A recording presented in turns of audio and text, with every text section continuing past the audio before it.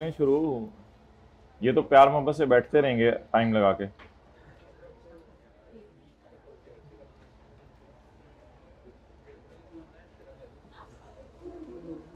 Pause करो। Number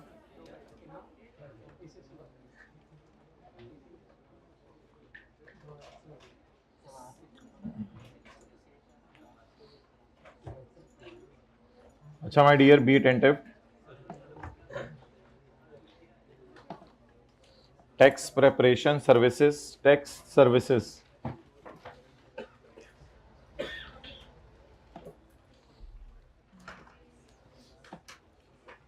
कई किस्म की हैं। टैक्स कैलकुलेशन जो कि एक मुश्किल काम है, और टैक्स रिटर्न बना के देना जो कि एक इजी काम है। तो इसके बारे में कल हम डिस्कशन कर रहे थे।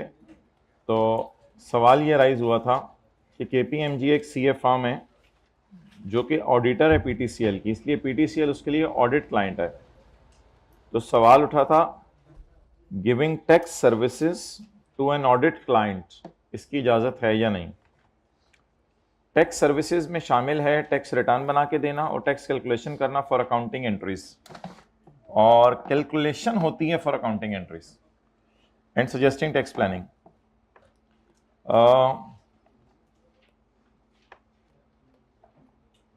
Providing tax services to an audit client, providing tax services to an might create a self review or advocacy threat।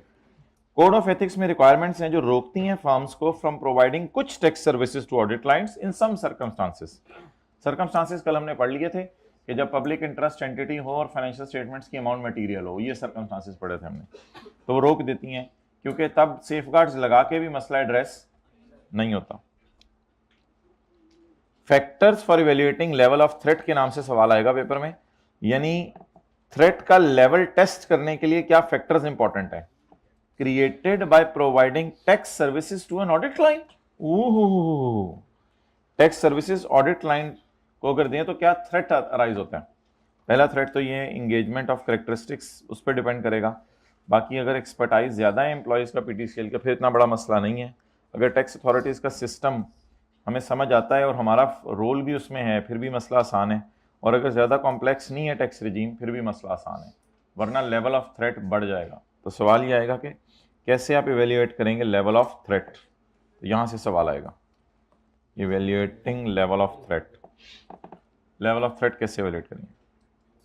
अब इसमें दो काम है, टैक्स रिटर्न बना के देना, ये पहले काम की डिस्कशन होने लगी है। Providing tax return preparation services does not usually create a threat, ये आमतौर पे थ्रेट नहीं है। Tax return involves assisting, advising and presentation. Assisting, advising and presentation, कोई कैलकुलेशंस नहीं है इसमें। Tax calculations for purpose of accounting entries. Tax calculation for, बार बार लिख रहे 7 लफ्ज, मैं तो अपने याद करने के लिए लिख लूं, पता नहीं पेपर में फिर भूल जाती हैं ऐसी चीजें।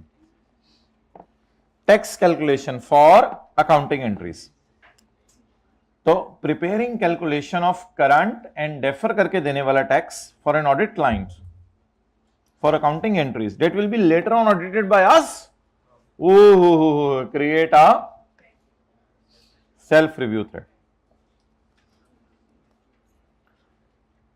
Making tax calculation for audit client for accounting entries which will be later on audited by us,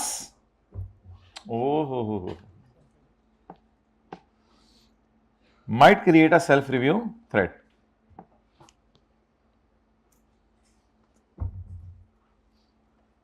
in addition to the factors discussed above, a factor relevant for evaluating threat is that calculation का might have material impact on the financial statements, on which बाद में हमने opinion देनी है। Safeguards क्या हैं to address करना इस थ्रेट को, यानी कि इजाजत है तो फिर है ना, इजाजत है तो फिर सेफगार्ड बता रहे हैं ना, वरना तो सेफगार्ड ना बताता। Safeguards to address self review threat when the audit client is not a public interest company includes ऐसे प्रोफेशनल्स को यूज करो जो ऑडिट टीम के नहीं हैं, उनसे टैक्स निकलवा लो। ऑडिट वर्क जिसने परफॉर्म किया है, जिसने परफॉर्म नहीं किया, टैक्स जिसने कैलकुलेट नहीं किया या जिसने आपका रिव्यू नहीं किया, उससे रिव्यू करा लो। ये सेफगार्ड्स हैं, और ये सेफगार्ड्स यहां भी लिख के आने हैं। कब, वो मैं बताता हूं। A firm shall not prepare tax calculation of current and deferred tax for an audit client for preparing accounting entries that are material to the financial statements, on which firm will express an audit opinion later on. In impact, if impact of accounting entries on financial statement is immaterial, then above safeguards mentioned in point B will be. लेकिन paper में ऐसे नहीं लिख के आएंगे, paper में ये लिख के आएंगे सारे। Then these safeguards will be applied. Unless के ऊपर वाले आप लिख के आए हो तो फिर शायद उनको रेफर कर सकते हैं, वरना अगर खाली नीचे वाले तो फिर पूरे सेफगार्ड्स दोबारा लिख के आने पड़ेंगे। ठीक है जी, बस ये ऑब्जेक्टिव है आपका। आइज ओपन करके क्लास लेनी है यार। वो बंदूक मंगवाओ ना जो आज हम लाए हैं, वो ज़रा इनको हम दिखाएं। आज जो बच्चे आपस में बातें कर रहे हैं उनके लिए हमने बंदूक मंगवाई है एक स्पेशल। गोलियां आपने वापस करनी है जाते हुए। अच्छा, अब आ जाए पेज 27 पे। एक ले ले ले ले क्या चाहिए? पेन ये है, सरोवर का पेन चाहिए, मेरे पास तो नहीं है।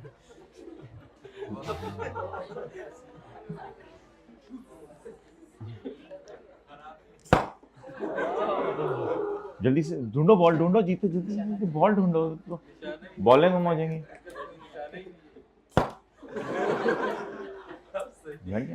बॉल ढूंढो जल्दी जल्दी जल्दी, नीचे बॉल ढूंढो यार, हाथों की बॉल ढूंढो, शाम तक सारी खत्म हो जानी है।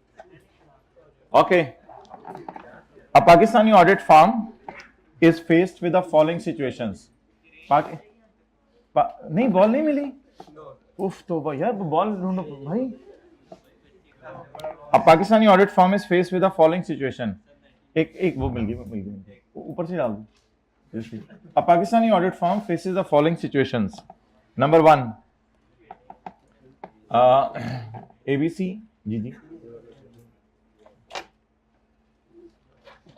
ABC Limited an audit client. My dear, इसकी इजाजत बाद में कराएंगे, सबको कराएंगे। ABC Limited as an audit client. ABC Limited एक ऑडिट क्लाइंट है and has requested your firm to prepare current and deferred tax workings. ओ, ABC Limited एक ऑडिट क्लाइंट है और उसने क्या, मुझे करंट और डेफर्ड टैक्स निकाल के दो। Making tax calculation for an audit client for the purpose of accounting entries that will be later on reviewed by our firm at the time of audit. Oh, ABC is not public interest company. ABC public interest company नहीं है। Audit client that are not public interest companies. Situation 2 तो हमने पढ़नी नहीं, पहले हमारी situation 1 नहीं हल हो रही। अच्छा, making tax calculation for accounting entries for an audit client में उसने सिर्फ सेफगार्ड्स लिखे हुए हैं किताब वाले ने। ये देखें, उसने सिर्फ सेफगार्ड्स लिखे हुए हैं, लेकिन आई कैप ने सॉल्यूशन में पहले थ्रेट्स थोड़े से डिस्कस किए हैं कि खतरे क्या हैं, फिर सेफगार्ड बताएं। पहले उसने तमहीद बांधी है, क्वेश्चन को रिपीट किया है। Preparing calculations for an audit client for preparing accounting entries which subsequently audited by firm creates a self review threat. कौन सी वाली लाइन है ये माय डियर? कौन सी वाली लाइन है जो इसने उठाई है? ये ऑल ऑडिट क्लाइंट्स वाली लाइन उठाई है पहले, जिसमें तमहीद बांधी है। ये लाइन उसने उठाई है, इस पॉइंट का जवाब दे रहा है। पहले ये लाइन उठाई है, फिर उसके बाद the significant of threat will depend on complexity of tax regime, expertise of and materiality of amounts of financial statement. बाकी 2 और भी लिख सकते हैं। एक और था कैरेक्टरिस्टिक्स ऑफ इंगेजमेंट, ये तो उनसे बातें हो रही हैं जो याद करके हैं। एक और था, पता नहीं कौन सा, बताएं जो याद करके हैं। सिस्टम बाय विच, हाँ सारे लिख सकते हैं, इसमें कोई नहीं कि कौन। ये 5 पॉइंट्स आप लिखा है, 4 वो थे, एक आपको पता एक्स्ट्रा था। ये 5 थ्रेट देखने के बाद आप सेफगार्ड्स लगा लें, कोई मसला ही नहीं। Safeguards to be applied to eliminate or reduce the threat when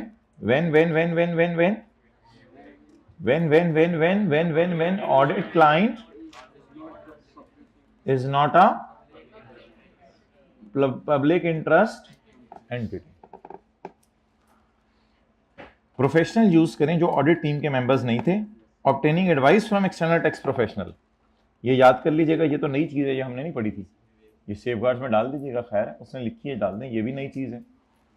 having an appropriate reviewer, तो ये नई चीज है, बिल्कुल इसको भी याद करें, किसी से मशवरा ले लें।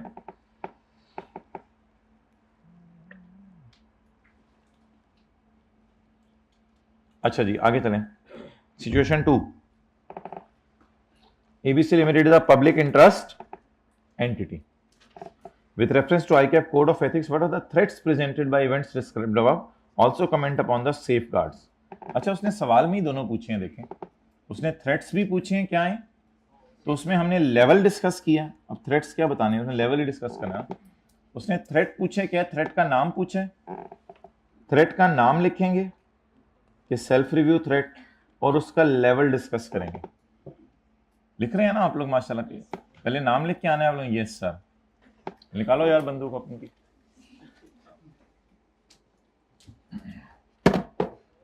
चलें जी, रेंज तो वो कैमरा मैन तक जाएगी इंशाल्लाह।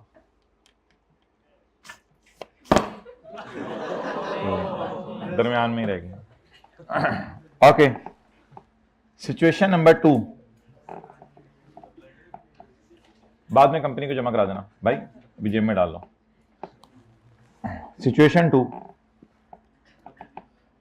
अच्छा मोहतरम जरा बात गौर से सुनिएगा। एक firm shall not prepare tax calculation for current and foreign audit line for preparing data material to the, ये तो वहां से कॉपी कर लिया उसने। इसके बाद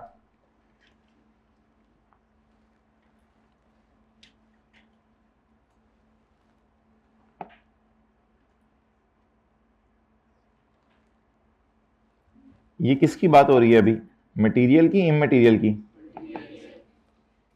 यार अब इसमें ना उसने ये बिल्कुल नई बात की है,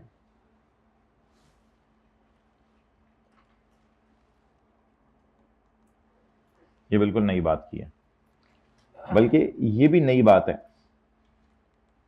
कहते हैं इमरजेंसी सिचुएशन अगर बन जाए वो अलग बात है, वरना मैं आपको मना कर रहा हूं, शेल नॉट लिखा हुआ है।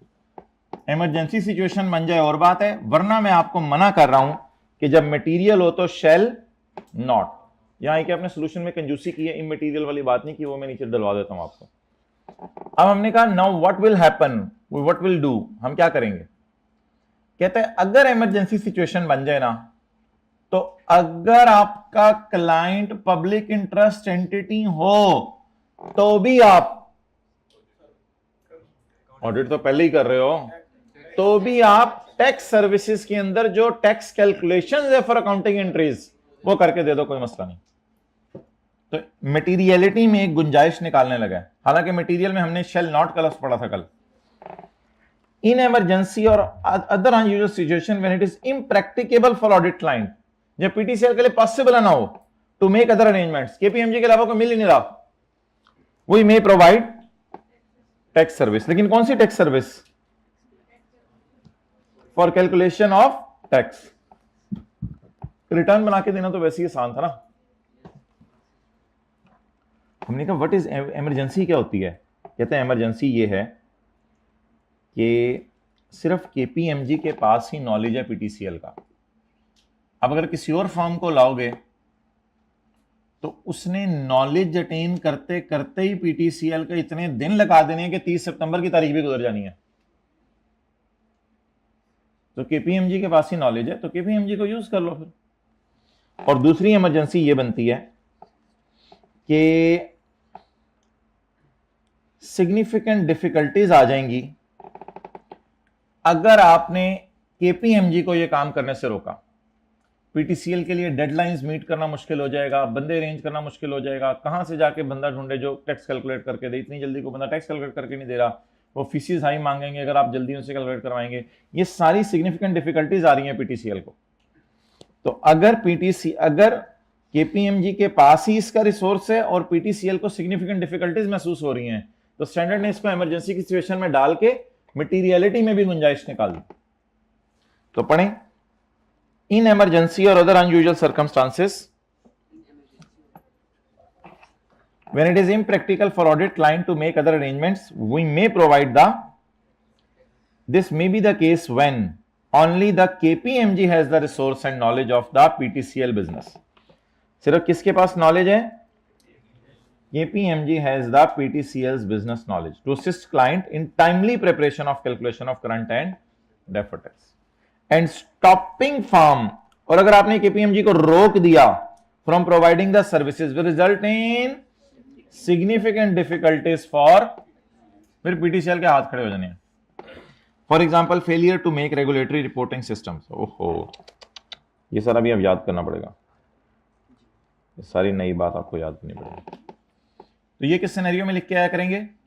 जब पब्लिक इंटरेस्ट एंटिटी हो और फाइनेंशियल स्टेटमेंट्स की अमाउंट मटेरियल हो और मटेरियल के अंदर आप गुंजाइश निकाल के देने लगे।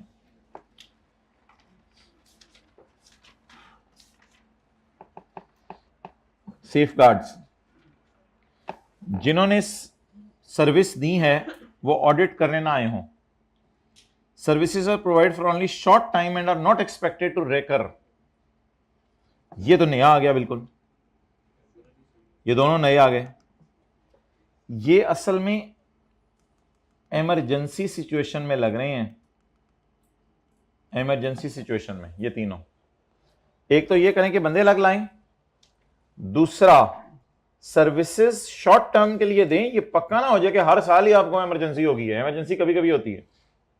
और तीसरा ये वादा करो कि आप बोर्ड ऑफ डायरेक्टर के साथ पीटीसीएल के ये सारा डिस्कस करोगे, यार ये मसला हो गया, आइंदा आप हमें तंग ना करना। इस दफा आपको हम कैलकुलेट करके दे रहे हैं क्योंकि हमारे अपने थ्रेट बड़े पड़े हुए हैं कि लोग हम पे एतराज करते हैं कि तुम लोग उन्हीं को ऑडिट करते हो जिनकी चीजें खुद कैलकुलेट करते हो। तो केपीएमजी ऑलरेडी बहुत बदनाम हो रहा है मार्केट के अंदर इन हरकतों की वजह से। तो बस एक दफा तुम्हारा ऑडिट कर देते हैं, फीस तो तुम अच्छी दे रहे हो, लेकिन वो सॉरी एक दफा तुम्हारा टैक्स निकाल देते हैं, आइंदा बस इतना करना टैक्स निकालने पे। ये सारा बोर्ड ऑफ डायरेक्टर को समझा दें एक बात कि एक ही दफा ये काम हुआ है, आइंदा इस तरह की हरकतें ना करवाना हमारे से। तुम कह रहे हो तो कर देते हैं।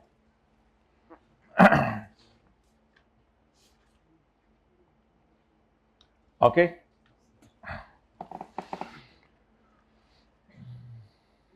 लेकिन एक लाइन आईकैप कोड डालनी चाहिए थी, ये तो उसने सुस्ती की है सोल्यूशन में। If impact of accounting entries is immaterial, ये वाली लाइन डालनी चाहिए थी। However if impact is immaterial, भाई ये तस्वीर खींचो, ये किताब में डाल देते ना, आईकैप का सोल्यूशन तो नहीं स्टैंडर्ड, बच्चों के लिए जो प्रॉपर सोल्यूशन है वो डाल देंगे। However if impact is immaterial, तो फिर आपको पता है कि क्या करना है, साइज ओपन करके क्लास लेनी है, ये बहुत बड़ा ऑब्जेक्टिव होता है। अच्छा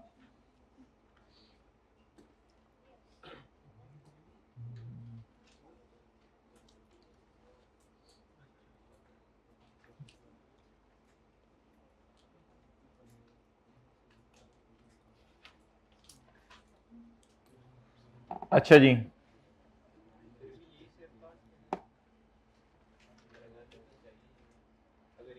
अच्छा इमटेरियल में ये वाले सेफगार्ड्स नहीं लगाने, फिर इसके सेफगार्ड्स वही हैं जो आप लोगों ने इधर पढ़े थे, वो जो ये वाले सेफगार्ड्स हैं, इसके सेफगार्ड्स वही हैं, यूजिंग प्रोफेशनल्स वाला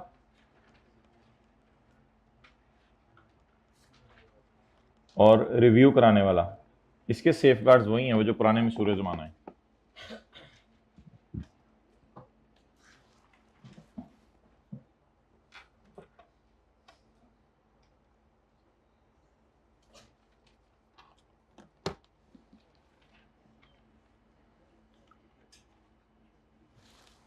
चलें जी,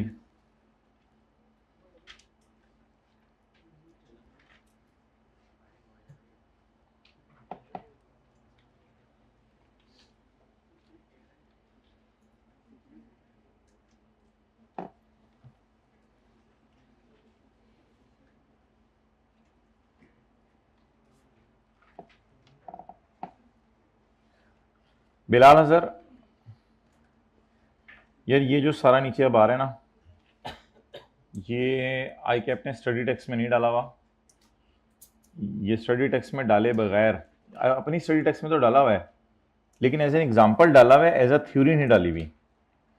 थ्योरी वो होनी चाहिए जो किताब से उठाई जाए, ये किताब से नहीं उठाई, इसमें सिर्फ 2 पॉइंट्स ये किताब से उठाए हैं, बाकी जो है वो ये आई कैप ने जो है वो अपनी किताब में नहीं डाला हुआ। तो ये आपके लिए बिल्कुल नया होगा, ये आपके लिए बिल्कुल नया होगा। अच्छा, हमने कल एक चीज पढ़ी थी, अब वो एथिक्स वाला पोर्शन, वो जो अभी हम कोड ऑफ एथिक्स पढ़े थे वो खत्म हो गया। अब एक और चीज की तरफ वापस आ जाएं, एथिक्स फॉर टैक्स प्रैक्टिशनर जो हमने पढ़े थे कि आप सीए हैं, लॉयर हैं, आपको डॉक्टर इंजीनियर ने कहा मेरी रिटर्न बना दो, तो आप में इंटेग्रिटी होनी चाहिए, आपने न्यूट्रल रहने, कोई रिश्वत वगैरह नहीं लेनी, आपने उसके डेटे को कॉन्फिडेंशियल रखना है अल्हम्दुलिल्लाह, आपने कंपिटेंट सर्विस उसको देनी है, उसमें एरर्स वगैरह नहीं करनी, लॉ का नॉलेज अपना अपडेट रखना है, और आपने ऐसी हरकतें नहीं करनी जिससे प्रोफेशन के नाम पर आंच आए, और लॉ और रेगुलेशंस को फॉलो करना है। तो बीइंग अ सीए और लॉयर आपने इन चीजों का ध्यान रखना है। एथिक्स फॉर टैक्स प्रैक्टिशनर्स, उस एतबार से एक सवाल आ रहा है नीचे, जो हमने कल ये वाली बात पढ़ी थी कि बिलाल अजहर एक चार्टर्ड अकाउंटेंट है, मैनेजर है टैक्स में at a large consultancy firm, और बदर अली उसका बॉस है, वो उसको रिपोर्ट करता है, जो कि उस फर्म का ओनर है, पार्टनर है। तो बिलाल वहां पे नौकर है, मैनेजर लगा हुआ है, की लगे हैं, मैनेजर लगे हैं, तो मैनेजर लगे हैं उसे, अच्छा ठीक है, बदर कौन है, होते कंपनी का मालिक है। Bilal Azhar is presently engaged, अभी अभी उसकी मंगनी हुई है, इन द प्रिपरेशन, दूसरी वाली मंगनी, in the preparation of income tax return of digital systems an IT company during the review of tax workings. जब वो टैक्स वर्किंग्स असल में ये एक कंसल्टिंग फर्म है जिससे लोग मशवरे लेते हैं, तो इससे लोग ऑडिट भी करवाने आते होंगे, टैक्स भी कैलकुलेट करवाने आते होंगे, मशवरे भी लेने आते होंगे, अज़वाजी ज़िंदगी के अलावा वाले। तो Bilal Azhar is presently engage in the preparation of income tax returns of digital systems in LCD बंद हो गई है, किसमें, कोई नहीं, रेडियो, इतना अरसा रेडियो चलता रहा दुनिया में, चलो चलो जाओ चलो, मैंने कहा पता नहीं क्या हो गया। अल्हम्दुलिल्लाह बड़ा कॉन्सेप्ट क्लियर हो रहा था बच्चों को, अच्छा भला, फोकस ही सारा आवाज पे हो रहा था, शक्ल से हट के फोकस बढ़ जाता है बंदे का। कभी आप भी आंखें बंद करके क्लास लें, ऐसा फोकस होगा, आपकी सोच है, थोड़ी देर बाद उठाना पड़ेगा बच्चे को। यार बॉलें दो वापस करो मेरी, जल्दी दो ना।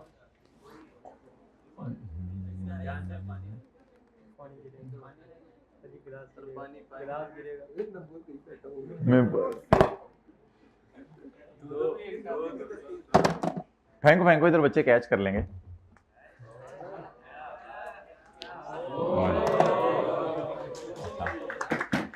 चलो शुरू कर दो।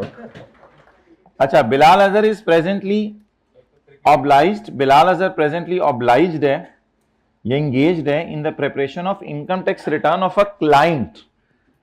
भाई डिजिटल सिस्टम लिमिटेड को इनका क्लाइंट होगा, वो आईटी कंपनी है, आईटी कंपनी इनको कहा है कि टैक्स कैलकुलेट करके दो, तो ये सीए या लॉयर है और किसी ने इसको कहा मुझे टैक्स कैलकुलेट करके दो, जैसे डॉक्टर कहता था।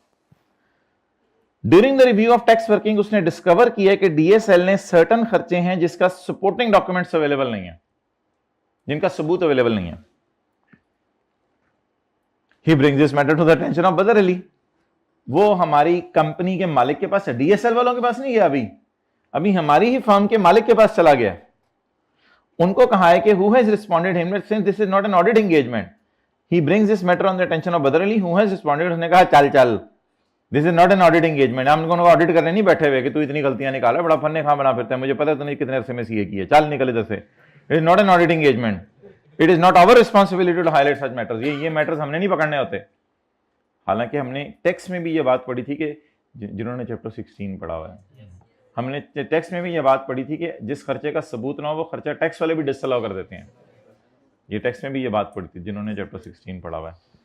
अच्छा, रिक्वायर्ड, बैठ जाओ। 3 सवाल हैं अब इसमें। पहला सवाल यह है कि बॉस कौन से मेंटल प्रिंसिपल फॉलो कर रहा है। या अगर ये लफ्ज अच्छा नहीं लग रहा तो बॉस कौन से फंडामेंटल प्रिंसिपल वायलेट कर रहा है। कल मेंटल प्रिंसिपल पढ़े थे, फंडामेंटल प्रिंसिपल। जब एक बंदा सीए कर ले तो उसके अंदर ये मेंटल प्रिंसिपल्स होने चाहिए या फंडामेंटल? फंडामेंटल।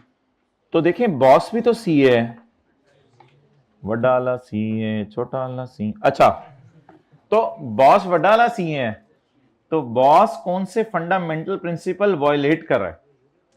और दूसरा सवाल ये है कि जो हमारा ये शतुंगड़ा, ये जो बिलाल है, ये कौन सा थ्रेट फेस कर रहा है? बिलाल कौन सा?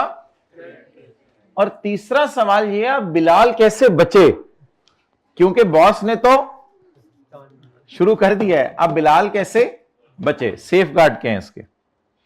तीन सवाल जरा देखिएगा।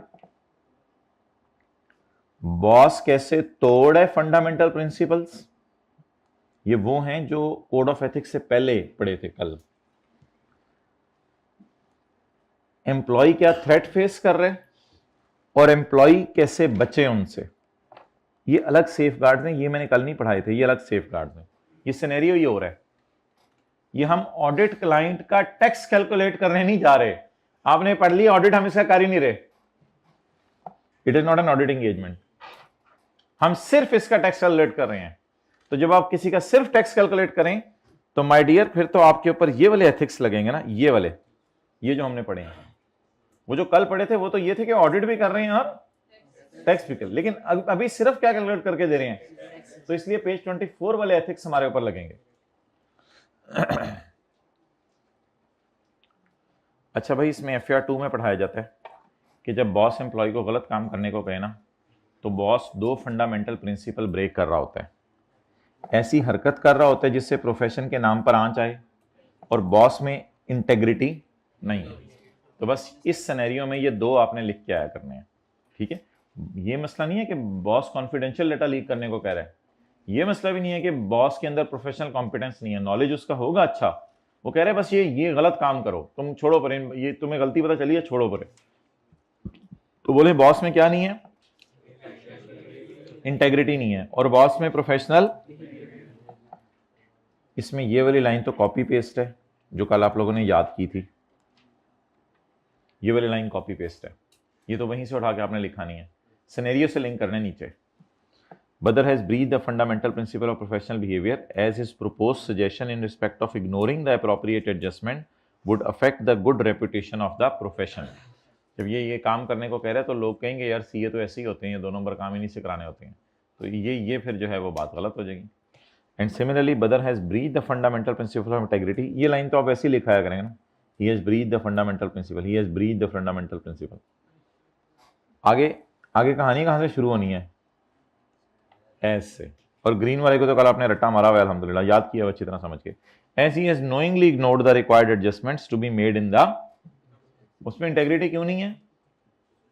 उसने जानते बूझते हुए इग्नोर किया है, हालांकि वो खर्चों के सबूत ढूंढे फिर खर्चे अलाउ होंगे, वरना खर्चे अलाउ नहीं होंगे।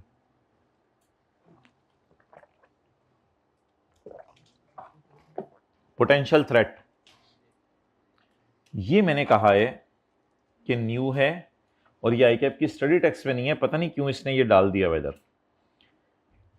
बॉस के खौफ को कहते हैं इंटिमिडिएशन थ्रेट।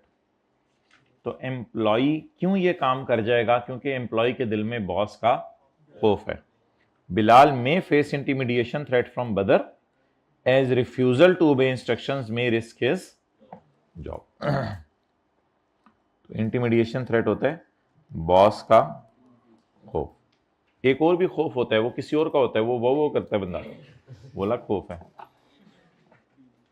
उस खौफ में रिस्पेक्ट नहीं होती, इस खौफ में थोड़ी सी रिस्पेक्ट भी होनी चाहिए, बॉस है। आगे सेफ गार्ड्स, बिलाल क्या करे? आप जैसा बंदा होगा ना तो वो कहेगा ये करे, बिलाल नौकरी छोड़े जाए कहीं और नौकरी कर ले। ये तो भाई आखिरी हाल है ना, ये आखिरी हाल है, घर छोड़ के चले जाना, यानी ये आखिरी हाल है, दफ्तर छोड़ के चले जाना। पहले मसला हल करने की कोशिश करो, मना लो बॉस को, किसी तरह किसी को मना लो, अंदर खाते को मनाओ, उसको प्यार मिन्नत करो। डिस्कस द मैटर विद बदर, पहले तो उसके बाद जाओ एंड परसुएड हिम। और ठीक है आप छोटे हो वो बड़ा है, लेकिन कोशिश करो उसको मनाने की। कई दफा बड़े भी छोटों की बात मान जाते हैं।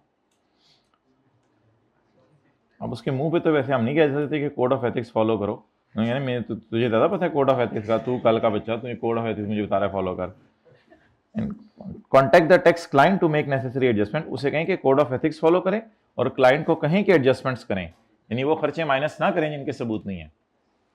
Consider informing appropriate authorities like a senior partner inform, बदर का भी कोई बॉस है तो वहां तक हाथ डालें, बाद में जो आपके साथ होती है वो होगी इंशाल्लाह। बदर के बॉस को जाके कहें कि यार ये बदर क्या रखा हुआ है आपने। और अगला काम जरूर करें, refuse to implement the given proposal, ये जो उसने प्रपोजल दी है कि इस बात को इग्नोर कर दो, इस पे आप रिफ्यूज कर दें। सर मैं नहीं कर सकता, प्यार से प्लीज सर मैं नहीं कर सकता, ये किसी और से करा लें, लेकिन प्लीज मैं नहीं कर सकता ये काम। सीक लीगल एडवाइस, और ज्यादा मसला हो जाए तो फिर लॉयर को हायर कर लें, वरना फिर आपको पता है रिस्क अल्लाह के हाथ में। In case threat could not be reduce, सारे सर पैर मार के आपने जो है हर किस्म की कोशिश कर ली, इसके पास गए उसके पास गए, सुबह शाम लगे रहे, ये किया वो किया, कुछ नहीं बन रहा, सर मैं जा रहा हूँ, सर मैं जा रहा हूँ, ठीक बस फिर नौकरी छोड़ के चले जाए। ये ना सोचे पिछले 6 साल से उधर था और ये और वो, अब मैं क्या करूँगा, बस फिर चाहें पानी पिए रिलैक्स हो जाए, जा रहे हैं।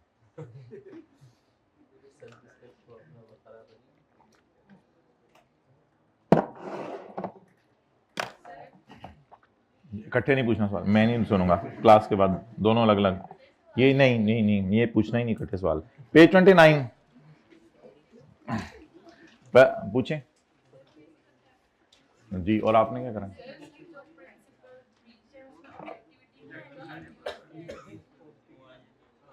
नहीं अगर कुछ ऐसा लिखा होता ना कि बॉस को उन्होंने कहा है कि यार ये छुपा दो और तुम्हें हम इस पे बॉस को कुछ देंगे, तो फिर शायद आ जाता, न्यूट्रल नहीं रह रहा वो।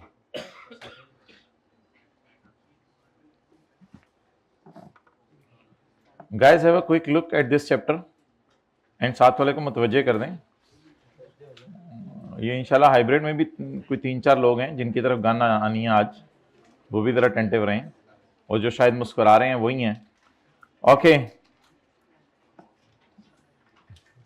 चोर की बियर्ड में स्टिक, अच्छा जी एथिक्स,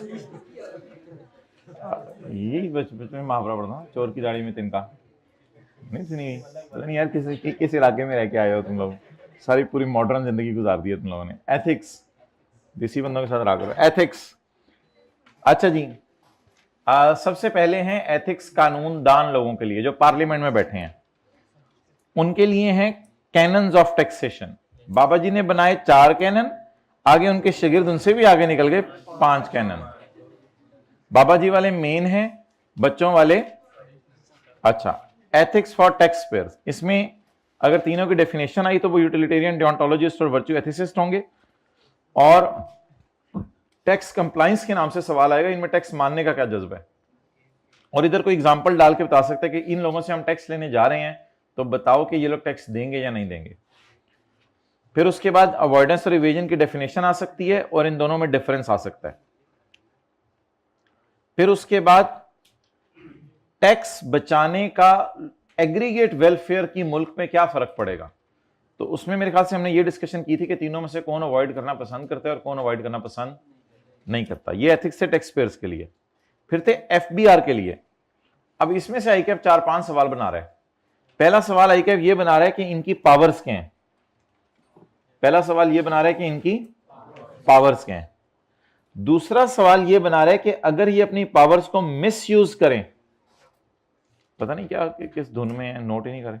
पहला सवाल ये कि पावर्स क्या हैं, दूसरा है कि इन पावर्स को अगर मिसयूज करें तो इससे टैक्स पेयर को क्या नुकसान होगा, दूसरा सवाल आईकैफ ये बना रहा है।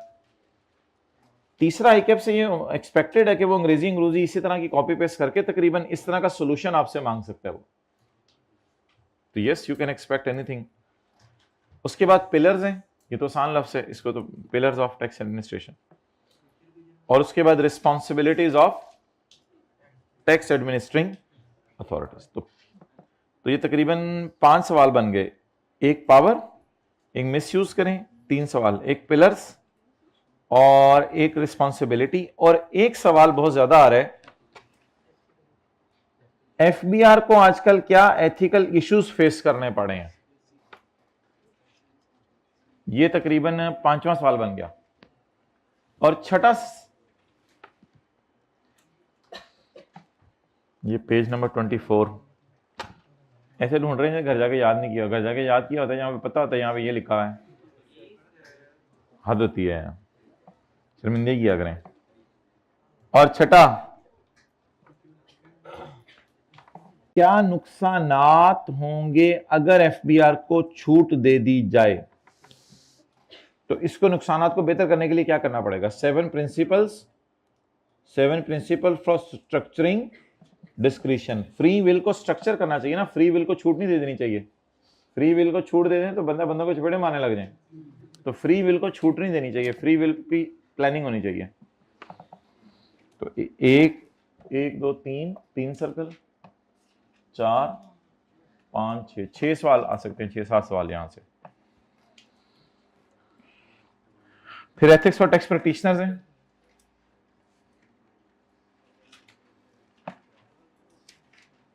और इधर पहले थ्रेट आए हैं, थ्रेट का लेवल बताया, फिर बताया टैक्स रिटर्न बना के देने में असिस्टेंट एडवाइजिंग और प्रिपरेशन है, इसलिए ये आसान काम है, कर दो। इधर पहले तमहीद बांधी है उसने 2-4 लाइनों में, और आई के अपने सोल्यूशन में ये वाली तमहीद इसके सोल्यूशन में भी डाल सकता है, ये वाली तमहीद इसके सोल्यूशन में भी डाल सकता है, क्योंकि ये एक जनरल बात है ऊपर।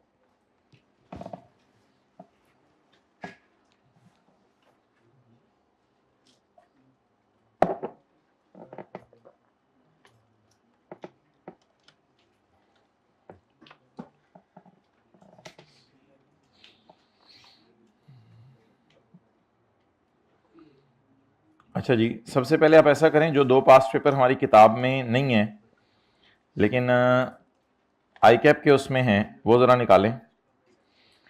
किताब के सबसे एंड पे जाएं, एक आपकी अटेम्प्ट आ रही होगी,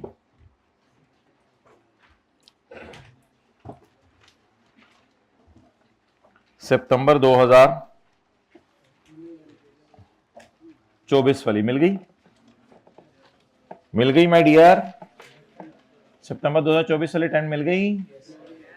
इसमें क्वेश्चन नंबर 8 सबसे आखिरी, ये जो 8 से 10 नंबर का सवाल आता है पहले 3 चैप्टर्स में से, ये मस्ट है। List down the factors that are relevant for a CA firm in evaluating the level of threat creating by tax services provide to audit line. सवाल क्या है भाई स्टैंड में, जरा बताएं, ये लेटेस्ट स्टैंड में सवाल क्या है। लेवल ऑफ थ्रेट इवेल्युएट कैसे करें, क्या बातें बता के आएंगे, जरा सोच के बताएं। Characteristics of engagement, expertise of staff, ये सारी चीजें। ओए ये तो हमारी टाइम में आना चाहिए था। आगे, briefly explain the indirect taxes in Pakistan, ये कहां पढ़ा था, चैप्टर नंबर 1 में। चलो रशीद, इधर तो आर्ट हुआ है, चला गया, लेकिन रशीद याद करना पड़ेगा इसके लिए यार। रशीद आज मैं तेनों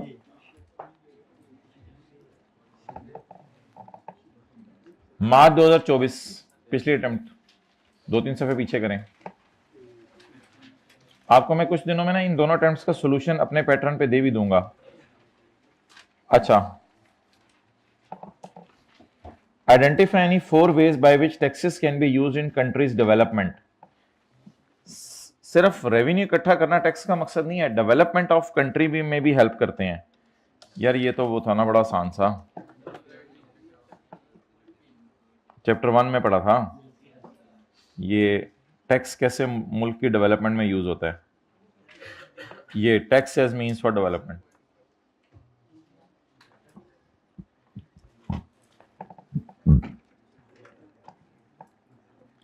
आपकी फर्म ऑडिट कर रही है पब्लिक इंटरेस्ट एंटिटी का, management has requested your firm to prepare current and deferred tax calculation for purpose of determination. Public interest entity ने क्या रिक्वेस्ट की है, कि टैक्स कैलकुलेशंस करके दे दो, मुश्किल वाला काम, for accounting entries. In the light of code of ethics discuss whether your firm is permitted to perform the service requested by management. सबर, क्या आपकी फर्म को ये सर्विसेज दे देनी चाहिए या नहीं देनी चाहिए? मेरे भाई इसमें देखें, ये आईकैप ने ये सफ़ा इसको बहुत पसंद है। मैंने कहा था कल इस सफ़े को याद करें। ये अब 2 दफ़ा मुसलसल अटेम्प्ट से पूछ रहे हो, डजंट मीन कि तीसरी दफ़ा नहीं पूछेगा, तीसरी दफ़ा भी पूछने का हाई चांस है। इसको बहुत ज़्यादा टेस्ट कर रहा है।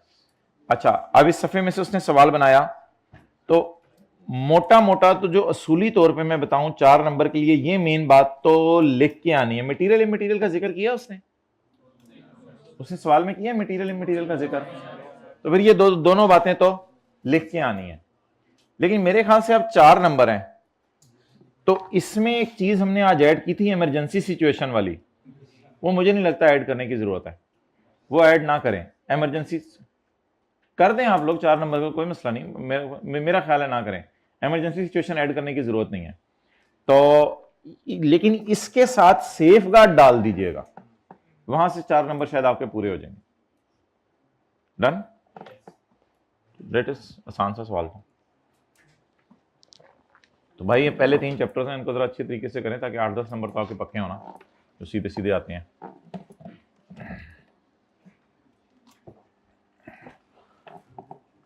अच्छा, अब पास पेपर शुरू करें।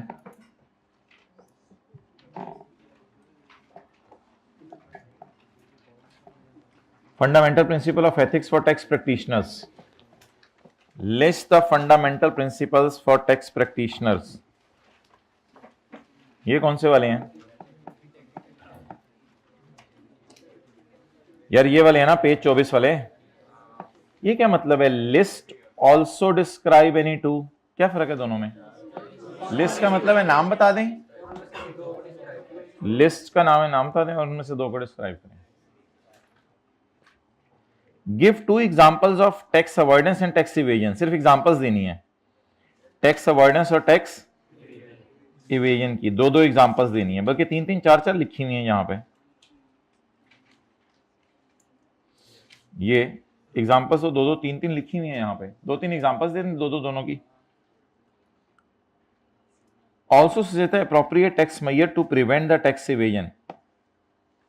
एप्रोप्रिएट टैक्स मेजर्स बताएं कि इवेजन कैसे रोकी जा सकती है।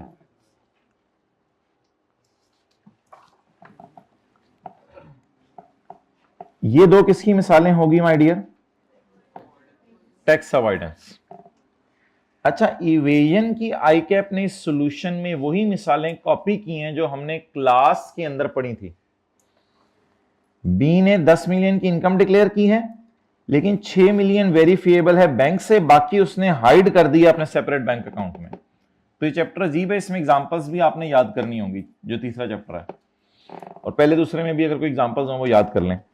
Mister C earned a sale of 10 million, however he kept it in cash locker, और टैक्स वालों से छुपा लिया है, और सारे खर्चे फिर कैश से ही पे कर रहा है ताकि किसी को पता ही ना चले कि क्या सीन चल रहा है सारा। तो सब कुछ उसने छुपा के कैश में लॉकर में रख दिया। अब इधर कैसे इवेजन की है? इनकम उसने 10 में कमाई है, लेकिन टैक्स वालों को सिर्फ वो बताई है जो बैंक में आई है, बाकी पैसे उसने किसी दोस्त के, किसी और बंदे के बैंक अकाउंट में डलवा दिए। अब ये सवाल आई कि आपको पूछना नहीं चाहिए था, अगला वाला, कि also suggest appropriate measures to prevent evasion. Evasion को हम कैसे रोक सकते हैं? भाई इवेजन को रोकने का तरीका मेन है वेल्थ स्टेटमेंट बनवाना। जब आप अगले से वेल्थ स्टेटमेंट बनवाते हैं ना, तो वहां से पता चल जाता है कि इसने कितनी इवेजन की है, क्योंकि वेल्थ स्टेटमेंट में उसको अपने एसेट्स दिखाने ही पड़ते हैं, एसेट छुपा नहीं सकता। अगर एसेट छुपा रहे तो कल कल को पकड़े ही जाने हैं। तो बेस्ट तरीका ये है कि उससे वेल्थ स्टेटमेंट बनवाएं, वरना हुकूमत को याद रखिएगा कभी भी इल्हाम नहीं हो सकता कॉलेज वालों के पास कितनी कैश से फीस आई और कितने कैश में खर्चे गए, पता नहीं चल सकता। कोई तरीका नहीं है हुकूमत को पता चलाने का, कैसे पता चला सकती है? हाँ, लेकिन वो जो कैश में फीसें आ रही हैं उससे कॉलेज वाले क्या क्या बना रहे हैं, वो कैश कहीं ना कहीं तो रखेंगे, या तो वो दराज में रखेंगे, या किसी लॉकर में हाइड करेंगे, या घर के अंदर कुआं खोद के डालेंगे, उनसे कोई ना कोई चीजें तो खरीदेंगे। वहीं से पकड़ा जा सकता है। और क्या तरीका है पकड़ने का लोगों को? तो लोगों के जो एसेट्स हैं उनको देख के लोगों को पकड़ा जा सकता है, ना कि उनको जो कैश मिल रहा है। कैश मिलना तो छुपाया जा सकता है, उसमें क्या मसला है? अब इस इवेजन को बचाने का तरीका यह है कि cash inflow outflow shall be made through a declared bank account. आप उनको बजिद करें कि बैंक अकाउंट से ये ट्रांजैक्शंस करें, लेकिन अगेन मैं कह रहा हूं ये मैयर भी कोई जानदार नहीं है। उनकी वेल्थ स्टेटमेंट जब आप बनवाएंगे तो वहां से जो चीजें पकड़ी जाएंगी वो इस तरह नहीं पकड़ी जाएंगी। ये तो अगेन उन पर जोर डालना पड़ेगा। अब ये अजीब सही जब जवाब है ICAP का, मुझे भी कोई खास समझ नहीं। Cash inflows and outflows shall be made through a bank account. उसको मजबूर करें कि कैश का आना और जाना एक ही बैंक अकाउंट से रखे, इधर उधर बैंक अकाउंटों में पैसे ना डलवाए। ठीक है, वो मान गया तो ठीक है, फिर ना माना तो मसला तो फिर भी वही है, टैक्स इवेजन तो फिर होती रहेगी। और अगला क्या मसला था कि मिस्टर सी ने सेल की है 10 मिलियन की, लेकिन उसने कैश लॉकर में छुपा के रख दिया है, तो बाकी खर्चे वो कैश में पे कर रहे हैं। यहां पे एक बड़ी जबरदस्त चीज है, सेक्शन 21 का L उस पे लगा दें और जो जो खर्चे उसने कैश में पे किए हैं वो डिसअलाउ कर दे, खुद ही सेट हो जाएगा।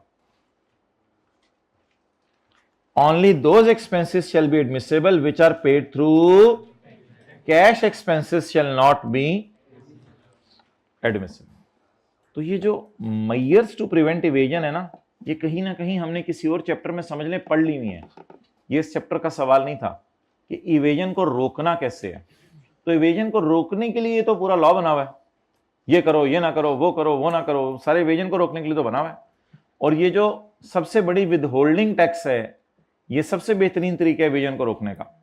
कि एम्प्लॉयज अपनी सैलरी पे टैक्स जमा नहीं कराते थे, तो हुकूमत ने कह दिया एम्प्लॉयर सैलरी पे टैक्स काटे, इससे इवेजन रुक रही है। लेकिन वो यहां पर अगर आप उसकी एग्जांपल बनाना चाहते तो एग्जांपल बना सकते थे कि employee is not paying tax on his salary income, ठीक है, या employee is showing less salary income, कुछ भी बना सकते थे। तो लेकिन इसको रोकने का तरीका यह है कि एम्प्लॉयर्स को जिद करें कि आप उनकी सैलरी पर टैक्स काटें, और अगर टैक्स ना काटा, एक्सेलेंट, तो सेक्शन 21 में पढ़ा हुआ एम्प्लॉयर को क्या सजा मिलेगी? खर्चा माइनस करने की इजाजत नहीं। ये इस तरह की कई मिसालें बन सकती हैं कि टैक्स इवेड कैसे हो रहा है और उसको रोकने का तरीका क्या। बहरहाल इस अजीब तरह का सवाल इसने बनाया था। आगे चलें, दैट इज अ बिट अजीब। डिस्कस वेदर, बहरहाल इसके अल्हम्दुलिल्लाह 4 नंबर आ जाने थे आप लोगों के, इसके 2 नंबर मिस हो जाते, कोई इतना मसले वाली बात नहीं थी, इसके 4 नंबर आ जाने थे। Discuss whether the following tax services can be provided to an audit client which is not a public interest entity. जो पब्लिक इंटरेस्ट एंटिटी नहीं है, ओ भाई ये तो सबको करके दिया जा सकता है, इसमें तो कोई मसला ही नहीं। इसमें तो असिस्टिंग होती है, और पता नहीं क्या हमने पढ़े थे 3 अल्फाज, मुझे तो भूल ही गए आप। असिस्टिंग, प्रोवाइडिंग एंड प्रेजेंटिंग, ये तो आसान सा काम है, ये तो कर दें। हाँ, not a public interest entity को टैक्स कैलकुलेशंस करके देना, ये भी कर दें, लेकिन इसे करने में क्या लगाएं? सेफगार्ड लगा दें, सेफगार्ड लगा के ये कर दें। नंबर बहुत थोड़े हैं इसके। List the fundamental principles of ethics for also describe anyone, ये तो वही क्वेश्चन 8 और 11 एक ही है। 4 पावर्स ऑफ FBR, यार हद होती है यार। पावर टू छेड़, पावर टू खिला बादाम, ये तो नहीं है powers. Power to collect revenue, power to change method of accounting, power. What consequences may be faced by taxpayer if such powers are misused. अगर FBR ये पावर्स को मिसयूज करे तो बेचारा टैक्सपेयर के साथ क्या जुल्म होगा? लॉस ऑफ प्रॉपर्टी और इम्प्रिजनमेंट। खुदा के लिए आज कुछ थ्योरी पढ़ा दे, मैंने घर जाके भी याद करनी है। वो पढ़ाई है ना जहां मैंने नया नया लिखा है, तो वो नई चीजें याद ही करनी है। आसान आसान सी थी लेकिन याद तो करनी है। ACBs पे करवा दें। हर कॉन्सेप्ट की मत मारा करो तुम, हर कॉन्सेप्ट की मत मारो। बॉल को भी नहीं छोड़ा, बॉल पे भी टैक्स लिख दिया। यार ये कौन है भाई? FA2 की क्लास में मैंने चलानी थी ये। चले आएगा। अच्छा जी, क्वेश्चन नंबर 7 का भी, briefly explain two pillars of tax administration which may be helpful. 2 pillars sir हमारे चारों के चारों पिलर ही गिर गए थे, कोई याद नहीं आ रहा था। Fairness, transparency, accountability and equity. वो तो बाहर निकल के पता चला कि ये वाले थे। अगर इनके नाम भी याद आ जाए तो अंदर मैंने लिख ही लेना था। आपको मेरा नहीं पता, इनका नाम किसी ने मुझे बताना था अंदर, फिर देखो। भाई ये जी क्या हुआ, हाँ इसी कर दें सेट। भाई ये ना किया करें खुदा के लिए, नाम भी याद किया करें, अंदर वाला भी याद किया करें, क्योंकि सीए फाइनल में मैंने एक दफ़ा ऐसा किया था तो उसने नाम ही लिख के दे दिया, तो उन्होंने कहा आप अंदर वाला लिखो। मैंने कहा मैं अब इस चक्कर में आगे निकल जाऊँ कि नाम याद किए, उन्होंने नाम लिख के दे दिए। अजीब अजीब चीज़ें होती हैं, आप कभी जाके देखें। Point C, list any 6 ethical issues which may be faced by tax administrating authorities. जब वो अपनी ड्यूटीज परफॉर्म कर रहे हैं और 4 पिलर्स के अंडर रहते हुए ड्यूटीज परफॉर्म कर रहे हैं, फिर भी उनको एथिकल इश्यूज आ रहे हैं। ये कौन से एथिकल इश्यूज हैं? ये ethical issues. 7 responsibilities of tax administrators. Responsibilities, implementing authorities को और क्या कहते हैं?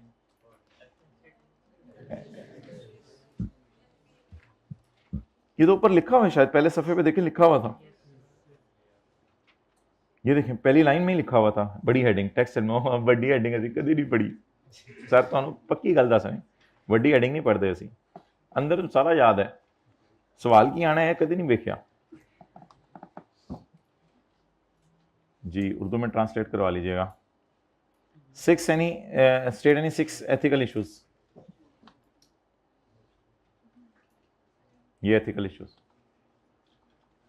ब्रीफली डिस्क्राइब द पिलर्स और principles of tax administration. Pillars briefly describe, कोई लंबे लंबे ऐसे नहीं लिखने जाएंगे एक सफे के।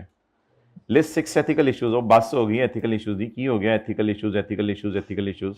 तुम्हारी सी एथिकल इश्यूज पे अड़ी हुई हर अटेम्प्ट में। 7 responsibilities of tax administrators. Responsibility 7 मैं बड़ी मुश्किल ना 10 याद की ने, पेपर च 5 याद आईयां, लिखियां 3 रह गई, 2 पीछे। यही होता है। आगे चलें। List any 6 ethical issues which may be faced bye ethical issues. तेरे एथिकल इश्यूज नहीं मुक रहे। Briefly describe any 3 main cannons of taxation. यार तू केड़े वाले लिखने यार, मैं ना थले तो लिखना शुरू किया, जब पेपर आया ना मैंने नीचे से लिखने शुरू किए। मैंने कहा canon of diversity, simplicity, flexibility, elasticity. वो बाद से पता चलिया मेन पूछे सी। आइंदा उत्ते तो लिखना शुरू करूंगा, तो अगली अटेम्प्ट से ए वाले आ गए। ओह मैन, अच्छा जी सॉरी यार, that was just for your smiles. Briefly explain the ethical responsibility of tax implementing authorities. Responsibility of tax implementing authorities. ये बड़ी गोल्डन अटेम्प्ट थी, आईकैप से गलती हो गई थी। आईकैप ने कहा था पहले चैप्टर में से 10 नंबर का सवाल आएगा, दूसरे में से 10 और तीसरे में से 10। तो पहले 3 चैप्टर में से 30 नंबर के सवाल आए थे, तो इस चैप्टर में 10 नंबर का आया था। चैप्टर 2 में भी जाके देखेंगे 10 नंबर का सवाल है, चैप्टर 3 में भी जाके 1 में भी जाके देख लें, इस अटेम्प्ट में 10 नंबर का सवाल है। तो पहले 3 चैप्टर में से 30 नंबर का सवाल आया था सितंबर 2014। नहीं मेरा पहले पास हो गया था। अच्छा तुम ऐसे अटेम्प्ट नहीं करो, छोड़ा ना करे किसी को।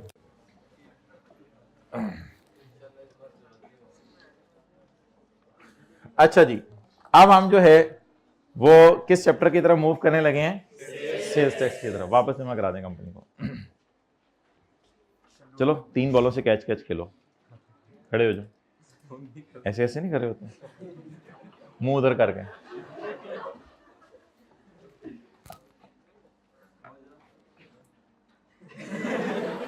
यार 2 तो पकड़ लेनी थी यार, इतनी दिन करनी थी, तूने 2 ही दाया करनी।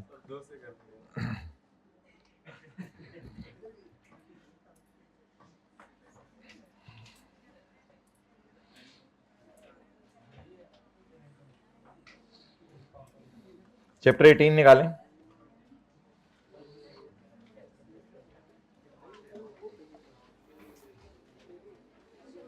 क्वेश्चन नंबर कौन सा एक हमारा चल रहा था?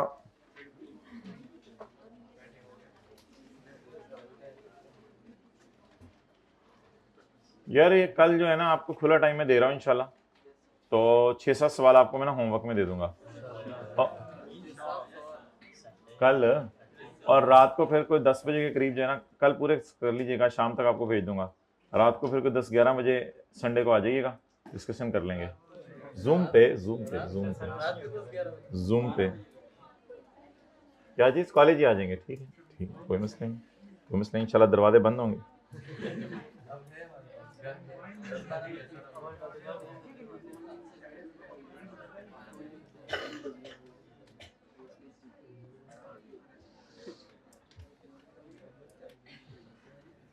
पेज 430।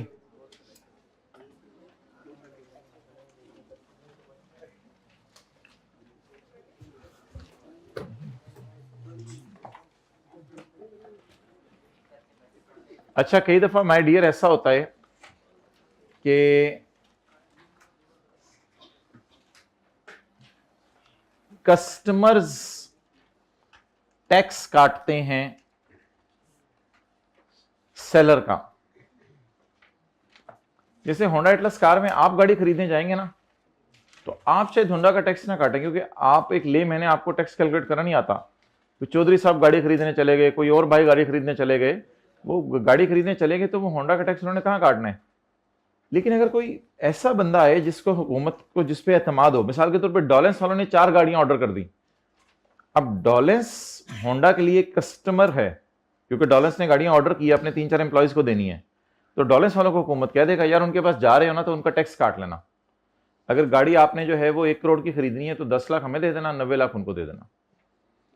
तो समझ लें असगर का गाड़ियों का कारोबार है, और असगर के पास कोई कस्टमर आया गाड़ी खरीदने के लिए, जो एक वेल रिनोन्ड कस्टमर है, सबका पता है जिसको डॉलेंस वगैरह आए हैं, कोई आए हैं, कोई हुकूमत के बंदे आ गए, कोई आर्मी का ऑफिसर आ गया, कोई रिनोन्ड बंदा आया।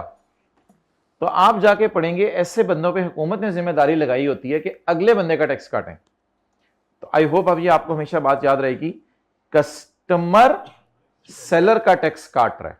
तो अब डॉलेंस वाले जब होंडा से गाड़ियां खरीदेंगे, तो होंडा को पूरा 1 करोड़ देंगे या 90 लाख देंगे? 10,000 हुकूमत के खजाने में जमा करवा देंगे। तो कभी कभी इनकम टैक्स कौन काटता है? हमारे कस्टमर्स। और ये सीए फाइनल में किस सेक्शन में आप पढ़ेंगे? 153 में।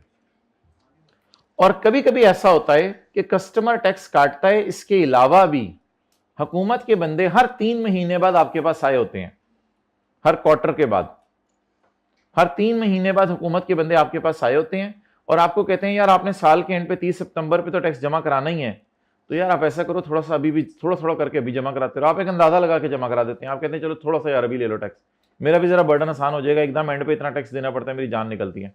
तो थोड़ा थोड़ा किस्तों में करके आप टैक्स निकालते रहे, लेकिन एडवांस में, एरियर में नहीं, एडवांस में, साल के दौरान ही, यानी कि साल अभी खत्म नहीं हुआ और आप साल का टैक्स दे रहे हैं, तो इसकी भी इजाजत है। जैसे बिजली इस्तेमाल कर रहे हो, हर 10 दिन बाद वापडा वाले बिजली का बिल लेने आए हो, तो अभी महीना खत्म नहीं हुआ बिल लेने आ गए, तो साल खत्म होने से पहले यानी साल के दौरान अगर आप टैक्स जमा कराएंगे, इसको कहते हैं एडवांस।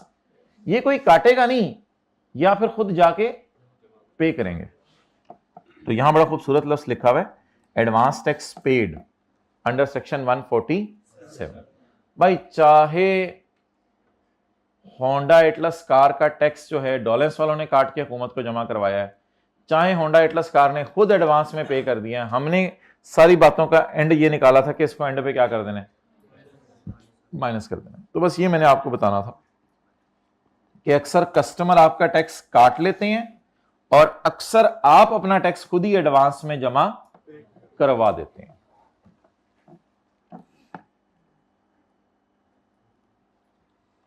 और माय डियर एक और टैक्स भी था, वो मैं आपको बताता हूं वो क्या है।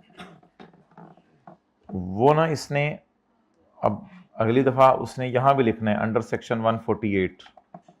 ये जो सेक्शन 147, 148, 149, 150, 151, 152, 153, 154, 155 तक ये सेक्शन आपके सिलेबस में पहले होते थे, अब नहीं है। सेक्शन 147 से 155 तक सारे सेक्शंस टैक्स काटने का तरीका बताते हैं कि टैक्स कैसे काटना है, और सेक्शन 147 टैक्स जमा कराने का तरीका बताता है, और अगले सेक्शन टैक्स काटने का तरीका बताते हैं। तो इसी तरह होंडा ने एक प्लांट मंगवाया। अब हुकूमत ने कहा यार तुम्हारा तो बड़ा लेवल है, तुमने प्लांट मंगवाया बाहर के मुल्क से। होंडा ने कहा हाँ यार टैक्स दो। किस चीज़ का टैक्स? टैक्स तो प्रॉफिट्स पे होता है। मैं प्लांट से चीज़ें बनाऊंगा, चीज़ें बना के अगर सेल अच्छी हुई तो खर्चे माइनस करूंगा, प्रॉफिट आया तो मैं तुम्हें टैक्स दूंगा। मैंने पढ़ा मैं इनकम फ्रॉम बिजनेस में खर्चे माइनस करने की इजाजत है, अभी तो मैंने प्लांट मंगवाया, इस प्लांट की डेप्रिसिएशन माइनस करूंगा, फिर तुम्हारे पर टैक्स दे दूंगा तुम्हें। हुकूमत ने कहा नहीं यार तुम इतने अमीर बंदे हो, प्लांट मंगवा रहे हो, थोड़ा सा टैक्स तो दे ही दो अभी। तो हुकूमत इस मौके पर भी टैक्स ले लेती है। तो पढ़ें, with holding tax of 1.5 lakh was deducted at import stage पे, आपका टैक्स काट लिया उन्होंने 1.5 लाख रुपए। अब इंपोर्ट स्टेज पे उन्होंने जो आपका टैक्स काटा है ये भी हुकूमत के खजाने में चला गया। तो मैंने कहा था इन सबको लपेट के एंड पे माइनस कर दें बस, तो तीनों को हमने एंड पे माइनस कर दिया था। कभी कभी कतील वाले न्यूमेरिकल की तरह भी होता है, जब आप होंडा वाले बिजली का बिल जमा कराते हैं तो हुकूमत कहती है इतना ज्यादा बिजली का बिल, तुम तो बड़े अमीर बंदे हो, तो बिजली का बिल भी 3 लाख जमा कराओ, साथ 20,000 टैक्स भी जमा करा दो। उन्होंने कहा क्यों? बस हम कलेक्ट कर रहे हैं तुमसे। तो वहां ना डिडक्शन का लफ्ज होता है, ना विद होल्डिंग का लफ्ज होता है, ना पेमेंट का लफ्ज होता है, वहां कलेक्शन का लफ्ज यूज किया हुआ था कतील वाले सवाल में कि वापडा ने कलेक्ट किया है होंडा वालों से टैक्स।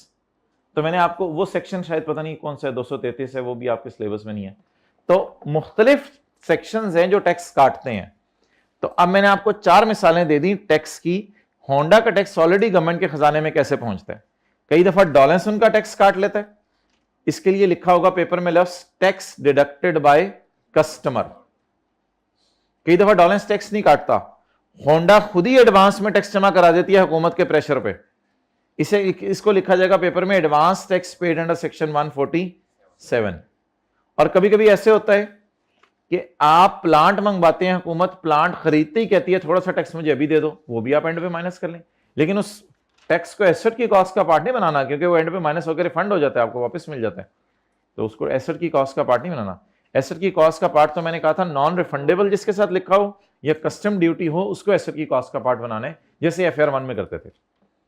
और चौथी मैंने मिसाल आपको भी दे दी है, होंडा वालों को बिजली का बिल आया, अब हुकूमत ने कहा 4 लाख तेरा बिजली का बिल है महीने का, तो 20-30 हज़ार मुझे और दे, 4,30,000। वापडा वालों को हुकूमत ने प्रेशर डाला, वापडा वाले मान गए, तो वापडा वालों ने बिल 4,30,000 का बना के भेज दिया। अब होंडा वालों ने कहा मैंने 4,30,000 जमा नहीं कराना, मेरा बिल तो 4 लाख है, तो वापडा वालों ने कहा मीटर काट देंगे, इन्होंने 30,000 भी जमा करा दिया। अब ये 30,000 जमा कराए साल के एंड पे माइनस कर लें, हम कौन सा इसको कह रहे हैं कि यार तुम्हारे साथ जुल्म हो रहा है, साल के एंड पे 30,000 को माइनस कर लें। लेकिन मुख्तलिफ तरीके हैं लोगों को पकड़ने के कि किसी ना किसी तरह तो टैक्स हमें दे दें, अगर ये साल के एंड पे नहीं आते तो कुछ ना कुछ तो पहुंच ही चुका है ना इनका, साल के एंड पे को 2 नंबरी भी करेंगे तो कुछ ना कुछ तो पहुंच चुका है। तो समटाइम्स डॉलेंस का टैक्स डिडक्ट होता है बाय कस्टमर्स, समटाइम डॉलेंस खुद पे होंडा खुद पे करती है, समटाइम्स इंपोर्ट कर रहे हो तो पे करना पड़ता है टैक्स, समटाइम्स बिजली का बिल दे रहे हो तो वापडा कलेक्ट करता है टैक्स। चाहे कलेक्ट हुआ हो, चाहे डिडक्ट हुआ हो, चाहे पे किया हो, तीनों किस्म के टैक्सेस को लपेट के न्यूमेरिकल के एंड पे माइनस कर दे रहे हैं। हां, अगर खुदा ना खासा खर्चों में इनमें से कोई डाल दिया है वो बात अपनी, इसको उल्टाना है, पहले उल्टा के फिर एंड पे क्या करना है, माइनस। लेकिन एक बात पक्की है, इनको एंड पे माइनस जरूर करना है। उल्टाना सिर्फ तब होगा जब खर्चों में पड़ा हुआ है। तो ठीक है, कुछ नोट करने की जरूरत नहीं, मुझे याद कराइएगा, मैं इंशाल्लाह मंडे वाली क्लास में इसको लिख के ले आऊंगा, आप तस्वीर खींच लीजिएगा, कोई याद करा दे मुझे। ओके, ये 4-5 मिसालें मैंने क्या दी हैं, लेकिन 3 लफ्ज याद कर लें, tax collection, tax deduction and tax payment. इन सबको एंड पे क्या कर देना है, माइनस कर देना।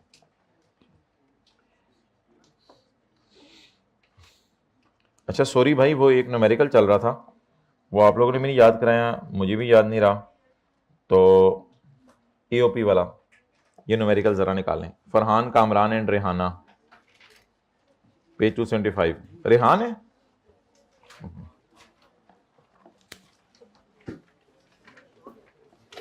जी पूरा नहीं हुआ था, इसमें कुछ फॉर्मेट के एतबार से मैंने आपसे चीज़ें डिस्कस करनी थी। आज चाहे हम 2 मिनट पढ़ें सेल्स टैक्स पढ़ के जाने, क्योंकि मैंने आपका तैयार होकर आइएगा सेल्स टैक्स के लिए। क्वेश्चन नंबर 6,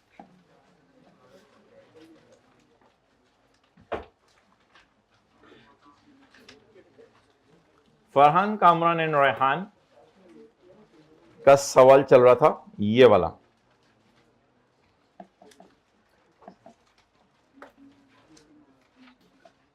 अच्छा जी भाई, कामरान की आप बता दें, कामरान का शेयर फ्रॉम अनदर AOP नहीं था, हमारी AOP से शेयर था। कम वाली इनकम, ज्यादा वाली इनकम, कहीं मिला कोई रजिस्टर पे कहीं या कुछ? चलिए ठीक है, फिर तस्वीर खींच लीजिएगा, रेहान और उसका फ्रेश तरह नोट कर लें। अच्छा जी, कामरान का टैक्स तो आप निकाल लेंगे और एक्चुअल टैक्स भी निकाल लेंगे, कामरान की मुझे टेंशन नहीं है। मैं आपसे प्रेजेंटेशन डिस्कस करना चाह रहा हूं रेहान की, Rehan received net dividend of 102 from a listed company. Rehan ने किससे डिविडेंड लिया? लिस्टेड कंपनी से, after deduction of 15% with holding tax. तो रेहान को क्या मिला है? Dividend income. तो रेहान का न्यूमेरिकल कैसे सॉल्व होगा माय डियर? मोटा सा मार्कर पकड़ेंगे, इसकी मोटी सी निब होगी, income from other source, dividend, final tax regime. मेरे ख्याल से डायरेक्ट ही कर दें 85 मल्टीप्लाइड बाय 100, तो कितना आ रहा है? 102 डिवाइडेड बाय मल्टीप्लाइड बाय 120। यही माय डियर इसकी टोटल इनकम है। सबर करें, अभी यही इसकी क्या है? Total income. अब अगर ये इसकी टोटल इनकम है तो मुझे यहां से अब बताएं कोई ज़कात और डिडक्टेबल अलाउंसेस हैं? नहीं। लेकिन पहले आपको पता है ज़कात और डिडक्टेबल अलाउंसेस से पहले एक चीज माइनस होती है, फाइनल टैक्स रिजीम की income, exempt income, separate block income, ये माइनस होती हैं।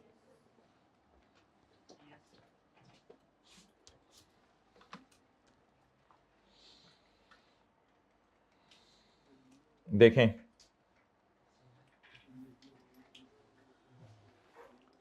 इसने सिर्फ इनकम फ्रॉम अदर सोर्स कमाई है फाइनल टैक्स रिजीम की, ये टोटल आ गई। तो मुझे ज़कात और एजुकेशन एक्सपेंसेस का पहले सवाल नहीं पूछना चाहिए था, पहले मुझे सवाल पूछना चाहिए था कि इसमें से यही वाला डिविडेंड लेस होने? जी होने। तो बोलें पहला क्या है? Income from other source, dividend, इसी को फिर लेस कर दें। ये बोलें पहले लेस करते हैं फिर आगे चलते हैं। लेस डिविडेंड इनकम, जी बोले माय डियर 120, जवाब 0। अब इसमें से आपने माइनस करना है ज़कात और एजुकेशन एक्सपेंसेस, इसमें से आपने माइनस करना है ज़कात और एजुकेशन एक्सपेंसेस, लेकिन वो सवाल में है नहीं। लेकिन मैं आपके समझने के लिए अगर लिख दूं ज़कात, कल को आ भी सकती है, लेकिन अगर ये आ जाता ना, ज़कात आ जाती 10 रुपये, तो ये 0 ही लिखना था, क्योंकि मैंने आपको जिस दिन ज़कात चौथे पांचवें दिन सिलेबस शुरू हुआ था, पढ़ा रहा था, मैं कहता ये 0 से नीचे नहीं जा सकती, ज़कात कैरी फॉरवर्ड भी नहीं होती। अब क्या आ गई आपकी? टैक्सेबल इनकम कितनी? 0। तो now my taxable income is 0। Now for the purpose of presentation you must add share from AOP. आप शेयर फ्रॉम एओपी ऐड करेंगे जरूर। Now what is share from AOP? Share from AOP, अल्लाह का शुक्र है हमें डिविजिबल इनकम हमने निकाली हुई है। आप खुद ही देख के बता दें अगर सवाल का सलूशन आपको नहीं भी मिल रहा तो। रेहान है कामरान है? रेहान का शेयर फ्रॉम एओपी कितना है? 1300। ऐड शेयर फ्रॉम एओपी कितना? जवाब 1300। ये क्या आ गई? Taxable income for rate purpose. अच्छा, अब बेशक लिख जाया करें ये कम वाली इनकम है और ये ज्यादा वाली।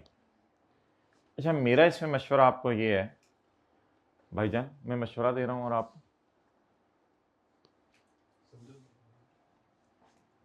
मेरा इसमें मशवरा ये है कि यहां टैक्स जो आपने निकालना होता है ना, वो ना निकाला करें, ऐसे टाइम ज़ाया होगा। यहां नो नीड लिख दिया करें, टैक्स ना निकाला करें, क्योंकि आपको पता है कि फिर जब आपने टैक्स निकालना है, फर्ज करें जो भी टैक्स निकला, इस टैक्स को आपने डिवाइड करना है 1300 से और मल्टीप्लाई करना है 0 से, तो जवाब 0 ही आना है। इसलिए एक एफर्ट होगी यूजलेस पेपर में टैक्स निकालने की। तो my suggestion is I cap यहां डैश डालते हैं, हम नो नीड लिख दिया करेंगे बेशक कि टैक्स यहां निकालने की जरूरत नहीं है, बल्कि आई कैप की तरह अगर डैश डालें तो डैश डाल दीजिएगा, टैक्स निकालने की जरूरत नहीं। हालांकि 1300 पे टैक्स बनता है, 1300 पे टैक्स बनता है, नहीं एंड पे जाके नहीं, इन द एंड मल्टीप्लाई 0 से हो जाना है ना, तो फायदा क्या है?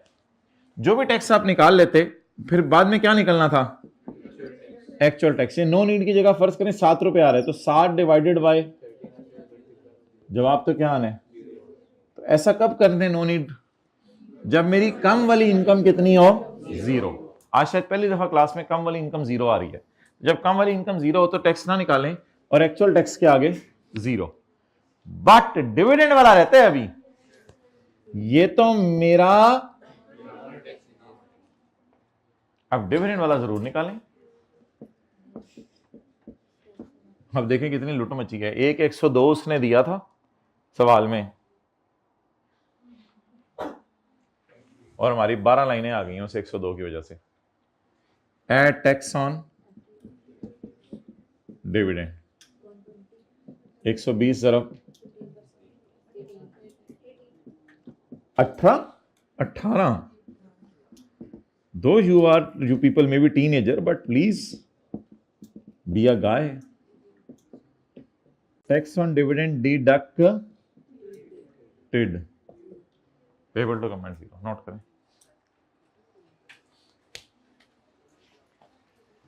रेहान, तूने तो डिविडेंड कमा के हमारी जान ले ली।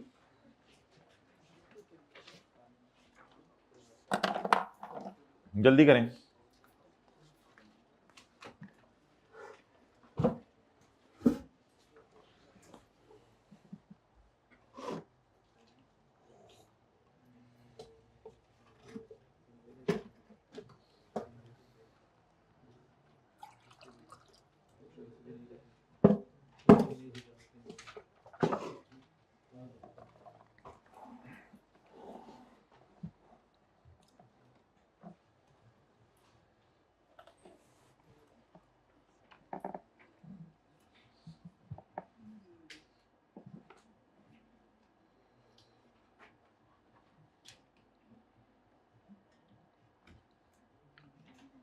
Please leave your all commitments from now onwards. The time is very short. Sales tax अल्हम्दुलिल्लाह आपको बिजनेस और सैलरी बिल्कुल रिवाइज करने का टाइम नहीं देगा। जो कुछ भी आपने करना है इसी वीकेंड पे लुट लुट मचा दें, जो भी करके आना है आप लोगों ने। आगे इंशाल्लाह आपको टाइम नहीं मिलना, तो इसलिए सेल्स टैक्स को ज़रा सही तरीके से लेके चलना है। हाइब्रिड में कर लें, तीसरी रो में पीछे चेहरा करके बातें। राज्य के इसी क्लास में सारी बातें करनी होती हैं, सारी आई इसी क्लास में होती हैं बातें, तो फिर करनी भी इसी में होती हैं। गन उधर पहुंच नहीं सकती वरना लाइव उधर आती।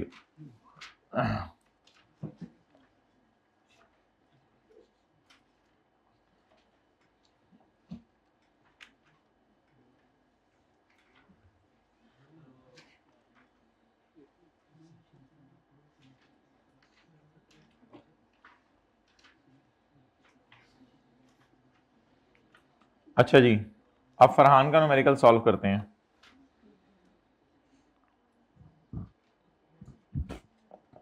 आई कैप ने से में फरहान का न्यूमेरिकल भी सॉल्व किया हुआ है। Farhan has no other source of income. चलें जी, फरहान का सवाल करें।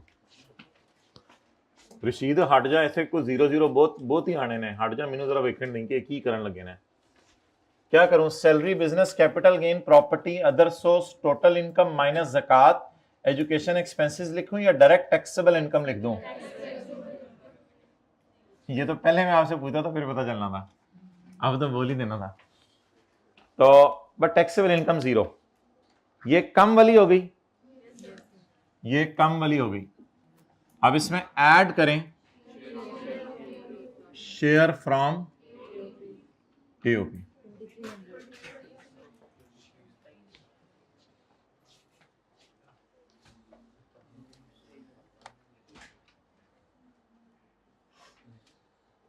जी, कामरान की कितनी है? सॉरी फरहान है 2300।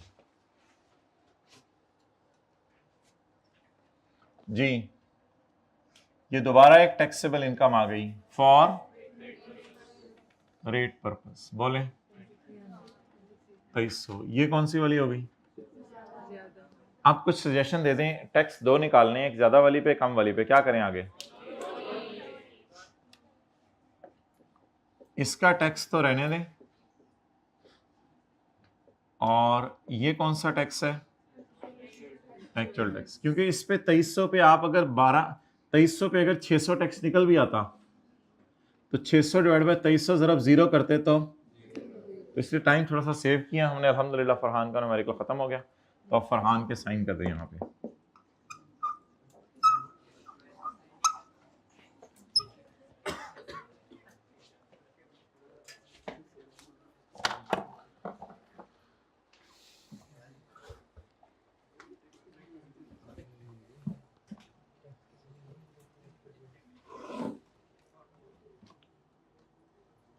You're wasting the time.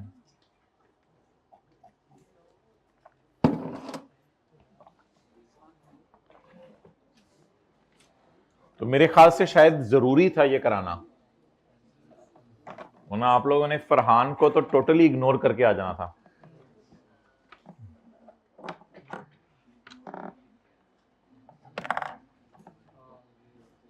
Ji sir, कभी कभी इग्नोर भी करना पड़ता है, आपको क्या बताएं। दीवानों,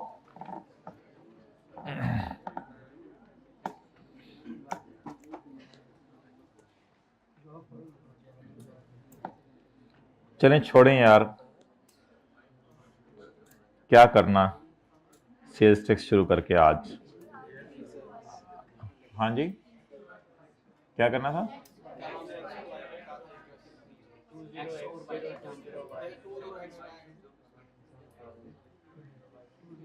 अच्छा जी, कल वाले सवाल पे आ जाएं, क्वेश्चन 20 चैप्टर 18 में।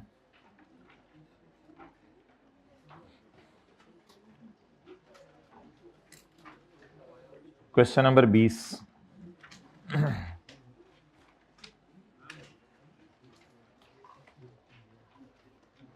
अच्छा, अब जरा ना फिर तसल्ली से समझना है, ये 7-8 मिनट लगेंगे इस पे, लेकिन जरा तसल्ली से समझना है। सवाल में रिक्वायरमेंट लिखी हुई है 20y1, 20y1। हमने पेपर में 20y1 को लेटेस्ट एज्यूम करना है। 20y1 2021। असल में ये जो भी होता है ना, याद रखिएगा हमेशा थर्ड फिगर इसमें रूल है, एज्यूम की जाती है। थर्ड फिगर को इसने y एज्यूम किया, थर्ड फिगर को y एज्यूम किया। अब इससे पिछले साल कौन से हैं, अगले साल कौन से हैं? 2022, 2023। अब थर्ड फिगर तो बदली नहीं, तो 20y2, 2 को y एज्यूम कर लिया, 20y3, 2021, 2022, 2023।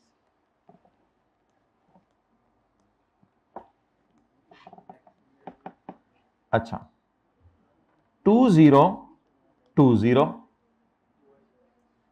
2020। Now this is 20y0, this is 20y0, but this is 2019 my dear। Now y से पीछे जाना पड़ेगा आपको, you have to call it 20x9, and for 2030 you have to make it 20z0। so अगर वो 2021, 22, 23, 24, 25 में घूमता रहे फिर इतना मसला नहीं है।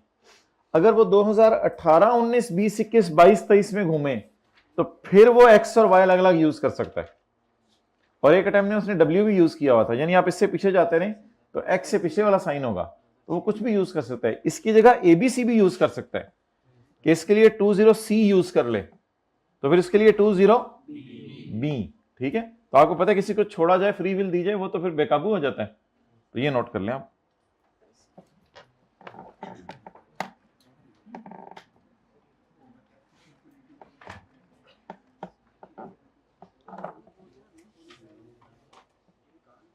जल्दी नोट करें।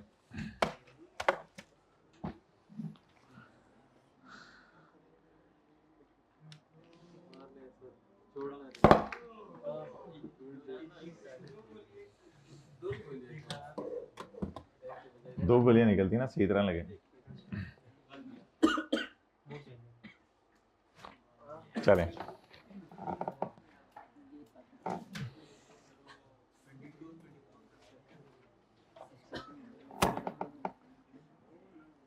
हाँ जी माय डियर, सेक्शन 22 वो तो कल याद कराना था, मैंने कहा था वो याद करा देना, फिर जो जिस टाइम का आ जाए उस टाइम किया करो ना वो। अच्छा आज करा देना, चलो गलें होगी होगी, बहुत अच्छा।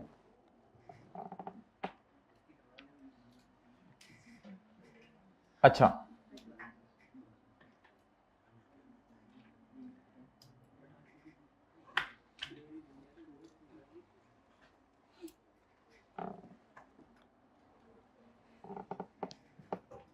अब मैं आपसे ये पूछ रहा हूं मिसाल के तौर पे 20y1 शुरू कब होगा? यकम जुलाई 2000। अच्छा इसको इस तरह लिख लें आप बेशक 2021 फॉर द टाइम बिंग, इसको इस तरह लिख लें 2021। अब जरा बताएं शुरू कब होगा? यकम जुलाई 2020 को शुरू होगा और खत्म कब होगा? 2021। लेकिन मेरे ख्याल से इसको ऐसे लिखना चाहिए आपको, यकम जुलाई, ये तो 2y है ना, यकम जुलाई 20y0 और 30 जून 20y1। नोट करें।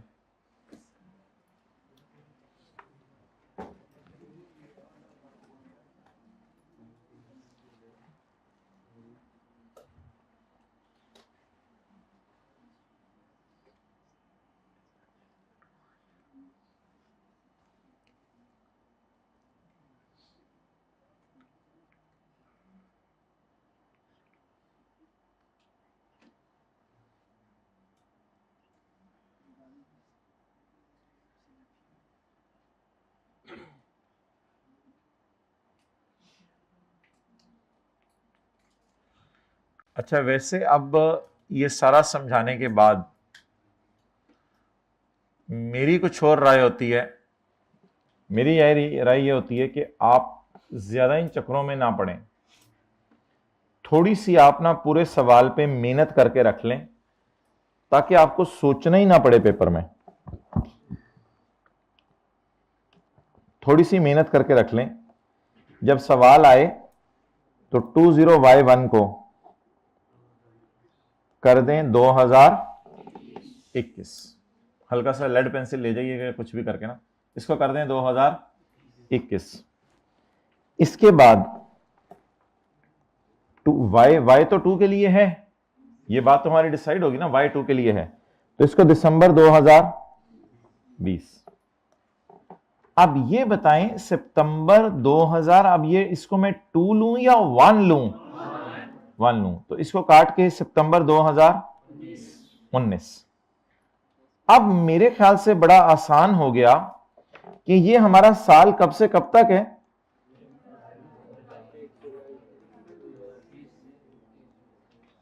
बोलें 30 जून 2021।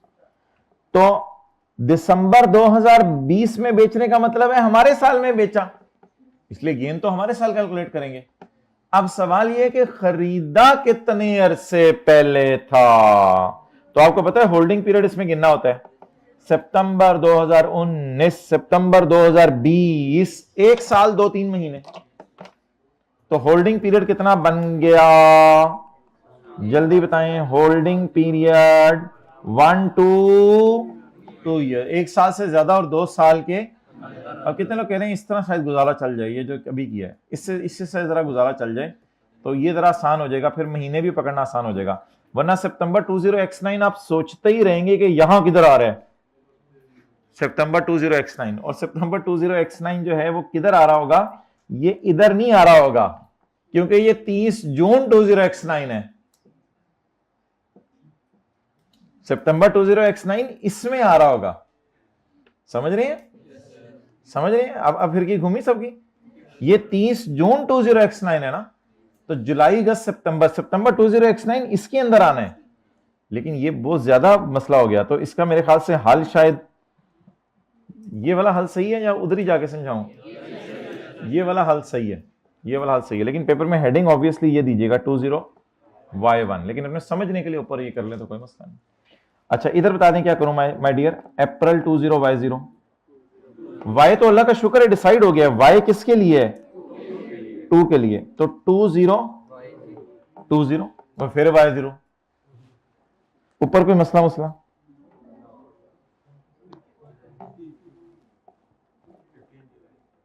30 जून 2021 का, तो न्यूमेरिकली इस साल का ना, 30 जून 2021 का। और ये साल शुरू कब हुआ होगा? ये ताहिर के बिजनेस का पहला साल है। ताहिर का पहला साल नहीं है, पहले साल पैदा होती है बिजनेस नहीं करना ना। पहले साल तो चलना सीखना है, पहले फिर बिजनेस चलाना सीखना, फिर उसके बाद आगे बेगम चलाना, तो जिंदगी गुजर जाती है। ओके, पता नहीं बेगम चलाते हैं, बेगम आपको चलाती है, वाइस वर्सा।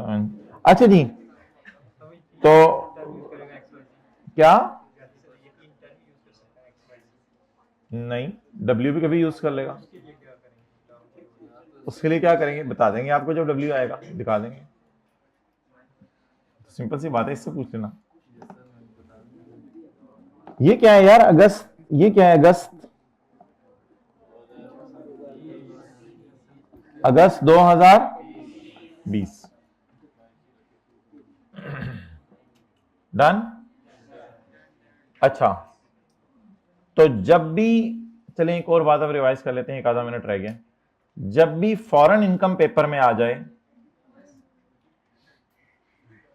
तुसी बोल लो सारे, जब भी फॉरेन इनकम पेपर में आ जाए, जब भी फॉरेन इनकम पेपर में आ जाए,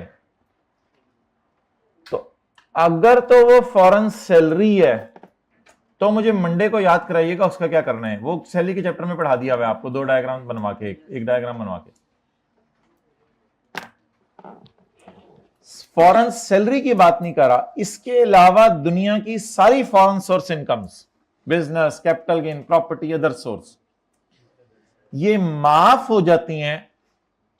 फॉरेन इनकम्स माफ हो जाती हैं, फॉरेन इनकम्स माफ हो जाती हैं अगर दो में से कोई एक सिनेरियो हो।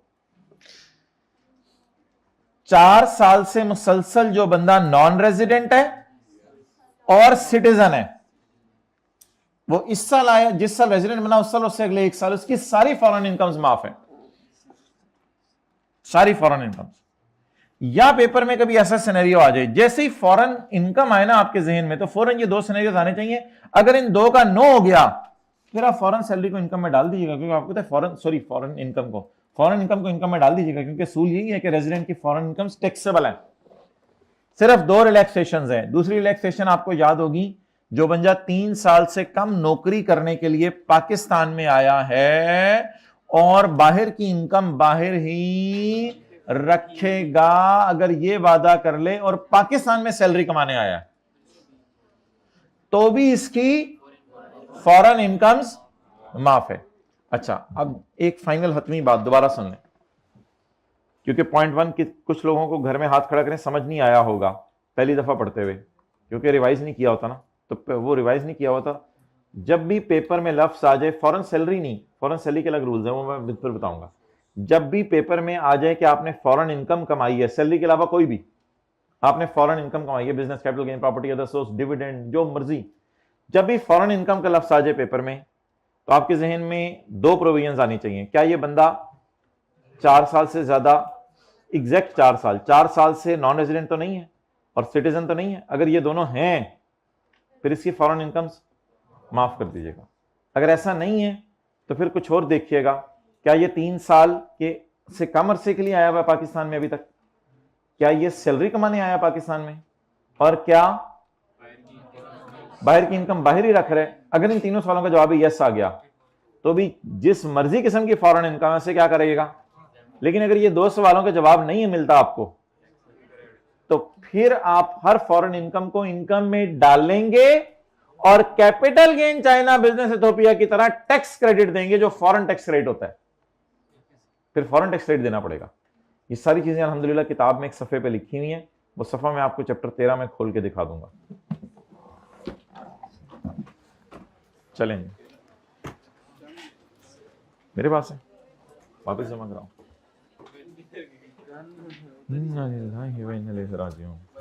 लो जी।